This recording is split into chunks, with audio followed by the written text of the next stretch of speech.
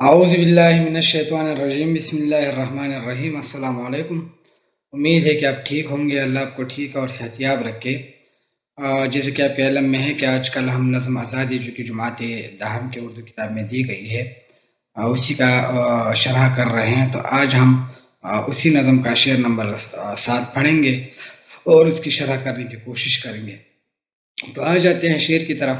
تحیر ہے کتاب اللہ زیب طاقی نسیہ ہے، تحیر ہے کتاب اللہ زیب طاقی نسیہ ہے، تعجب ہے کوئی کرتا نہیں تفسیر آزادی۔ تو یہ شعر ہیں۔ اب آ جاتے ہیں اس میں جو مشکل الفاظ ہے اس کو دیکھ لیتے ہیں، مشکل الفاظ اور معانی۔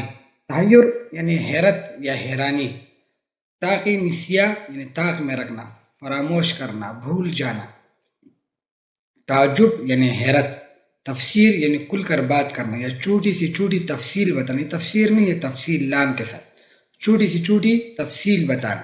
اب آ جاتے ہیں اس کے جو اس شعر کا جو حوالہ ہے وہ دیکھ لیتے ہیں۔ حوالے شعر، شاعر کا نام احسان دانش ہے، صنف نظم ہے، نظم کا عنوان جو ہے وہ آزادی ہے، یہ حوالہ ہے۔ اب آ جاتے ہیں کہ اس شعر میں بنیادی طور پر شاعر کہنا کیا چاہتے ہیں۔ تو اس میں سند مرات النظیر کا استعمال کیا گیا ہے، یعنی کتاب اللہ، قرآن اور تفسیر جو ہے یہ مرات النظیر ہے۔ اب آ جاتے ہیں کہ اس شعر میں بنیادی طور پر شاعر کہنا کیا چاہتے ہیں۔ اس میں دو اہم نکات جو ہے بیان کیے گئے ہیں، کہ یہ کہ اگر کتاب اللہ ہے تو اس میں تو آزادی کی تمام چیزیں جو ہیں ہمیں وہاں سے ملتی ہیں، تو طاق کی زینت بن گئی ہیں، اور اگر ہمارے پاس وہ ہے تو ہم آزادی کی تفسیر جو ہے وہ کیوں نہیں کر سکتے۔ تو یہ دو بنیادی نکات جو ہیں اسی نکات کے ارد گرد جو ہے وہ شعر گھومتا ہے۔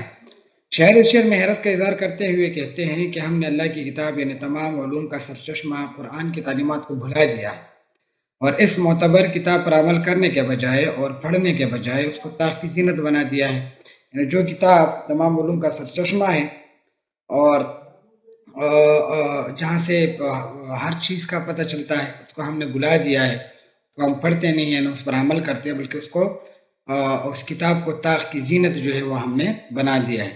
اور اس سے بڑھ کر حیرت کی بات یہ ہے کہ آزادی کی کوئی بھی تشریح یا تفسیر نہیں کر رہا ہے۔ وہ کتاب بھی ہمارے پاس ہے، لیکن کوئی بھی جو ہے اس کتاب سے نہ آزادی کی تشریح کر رہا ہے نہ تفسیر کر رہا ہے۔ آزادی کا بنیادی تصور تو قرآن نے دے دیا ہے، جس کو ہم بالکل فراموش کر بیٹھے ہیں۔ جو آزادی اسلام کے نام پر مل گئی تھی اور اس کتاب کے قانون کو نافذ کرنے کی بات کی گئی تھی، نہ اب وہ کتاب کو اٹھا رہا ہے اور نہ ہی اس قانون پر بات کی جاتی ہے جو اس کتاب میں دیا گیا ہے۔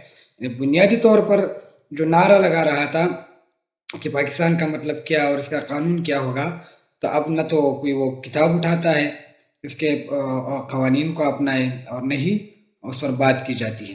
اصل آزادی تو قرآن کے تعلیمات میں ہے، لیکن یہ لوگ تو ذہنی غلامی میں مبتلا ہو گئے ہیں اور اصل آزادی کی کوئی بھی بات نہیں کرتے، آزادی کے حوالے سے کوئی کچھ بھی نہیں کہتا۔ یعنی بنیادی طور پر یہی بیان کیا گیا ہے کہ آزادی کی جو مکمل تفسیر ہے یا تفصیل ہے وہ قرآن میں دی گئی ہے، لیکن کوئی قرآن اٹھاتا نہیں ہے، تو پھر ممکن ہی نہیں ہے کہ کوئی آزادی کی تشریح یا تفسیر کرے۔ تو امید ہے کہ شرح آپ کو سمجھ آ گئی ہوگی۔ انشاءاللہ اگلے لیکچر میں دوبارہ آپ سے ملاقات ہوگی، تب تک اللہ پامان، خدا و آباد سے۔